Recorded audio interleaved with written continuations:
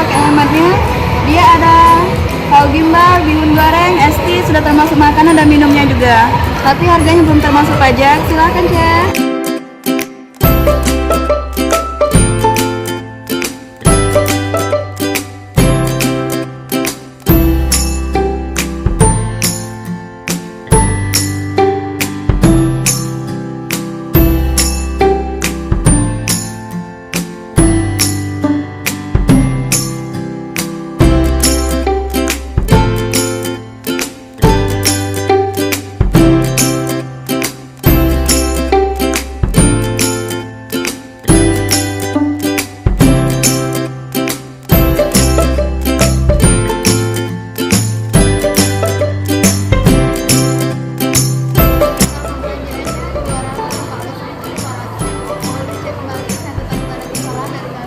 Oke, jadi ini Mimin mau kasih tahu untuk pemakaian vouchernya.